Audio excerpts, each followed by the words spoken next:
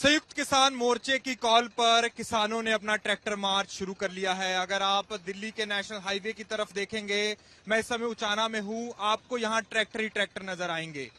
क्यों tractor march करना पड़ा, इस पर और बातचीत करने के लिए मेरे साथ हैं आजाद पालवा, संयुक्त किसान मोर्चा के मेंबर। तो पालवा साहब, क्यों बुलाना पड़ा आपको ट्रैक्टर मार्च किसानों को? देखिए, संयुक्त किसान मोर्चा के आह्वान पर हम दिल्ली सरकार को चेतावनी देना चाहते हैं। अगर संयुक्त किसान मोर्चा आह्वान करेगा, एक कॉल देगा, तो हम दिल्ली पहुंचने का काम करेंगे, क्योंकि हमने दिल्ली की तरफ ट्रैक्टरों का मुंह कर दिया है।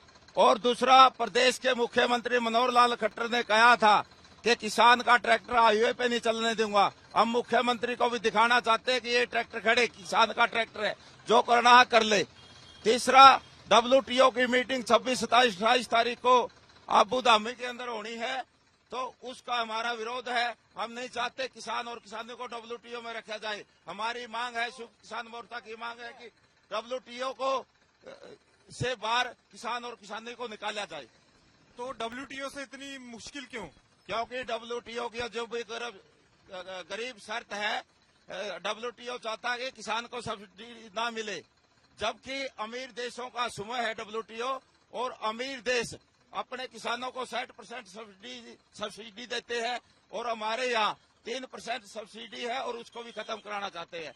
दूसरी उनकी शर्त है कि FCI के गोदाम बंद करे। तीसरी शर्त है कि जो राशन कार्ड है किसान मजदूर को उससे अनाज मिलता है, उसको खत्म करने का काम करे। और एक WTO चाहता है कि भाव भी फसल का अंतर्राष्ट्रीय स्तर पर हो, जब महंगी हो अंतर्राष्ट्रीय बाजार में, जब महंगी बिके और जब सस्ती हो सस्ती बिके। लेकिन इससे किसान को मार पड़ेगी। जब किसान की फसल खरीदने बेचने का समय होगा, किसान की फसल एकदम आती है जब फसल बाजार में सस्ती हो जाएगी, और फसल बेचने के बाद एकदम स्टॉक करके बड़े बड़े व्यापारी इसका रेट बढ़ा देंगे। इसलिए मोनोपोली होगी अमीर देशों की, इसकी WTO की, इससे जुड़े संगठनों की। इसलिए हमारी मांग है कि WTO से किसान और किसानी को निकाला जाए।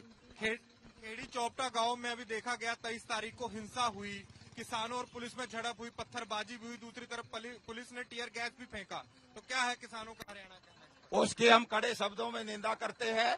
और जो ये सरकार की एक प्लानिंग थी इस किसान आंदोलन को पार्ट 2 आंदोलन चला, इसको तोड़ने की, इसको कमजोर करने की, जो वहां पर रहते किसानों पर लाठीचार्ज की गई है, आंसू गैस के गोले छोड़े गए हैं, वो बिल्कुल गलत कार्रवाई थी।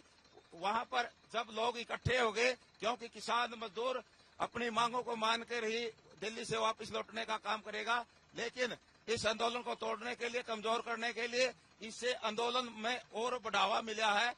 अब लाखों किसान रोड पर आ चुके हैं, इसलिए वहां के DC ने वहां पर स्वयं उस मोर्चे पर आकर माफी मांगनी पड़ी। और हमारा यहाँ संयुक्त किसान मोर्चा के झंडे नीचे पक्का मोर्चा उचाना के अंदर चला हुआ है, जिसमें जो 14 मार्च की रैली संयुक्त किसान मोर्चा ने दिल्ली के अंदर रखी गई है, उसमें हम यहाँ से पैदल यात्रा निकालने का काम करेंगे। इसी प्रकार के जत्थे गांव गांव से हम निकालने का काम करेंगे, और लाखों की संख्या में दिल्ली पहुंचने का काम करेंगे। हम लड़ेंगे और जीतेंगे। तो पालवा साहब, पूरे किसान तैयार है कभी भी दिल्ली जाने के लिए? बिल्कुल, किसानों में अब पूरा जोश है।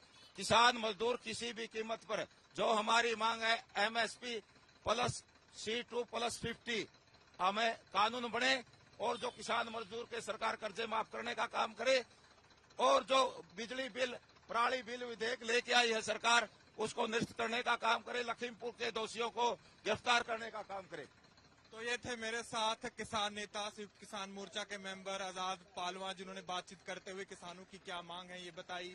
आज ट्रैक्टर मार्च क्यों निकाला जा रहा है ये बताओ। मैं आपको बता दूं कि 26, 27, 28 और 29 को Abu Dhabi world trade organization की मिनिस्ट्रियल मीटिंग चल रही है, जिस पर साफ तौर पर किसानों को एतराज है। किसानों का कहना ये है कि WTO से भारत को बाहर किया जाए, MSP पर उनके लिए कानून लाया जाए, और भी जो मांगे हैं, चाहे वो लखीमपुर खेरी को लेकर हो, पेंशन को लेकर भी हो, उसको लेकर भी जो किसान है पंजाब हरियाणा के बॉर्डर पर भी बैठे हैं। वहीं दूसरी तरफ SKM की कॉल पर ट्रैक्टर मार्च भी निकाला जा रहा है, और साथ के साथ 14 मार्च को देखा जाएगा कि दिल्ली की तरफ SKM की तरफ से कूच की तैयारी भी की जाएगी। कैमरामैन मृदुल मोहन के साथ अनमोल नाथ बाली की उचाना से रिपोर्ट।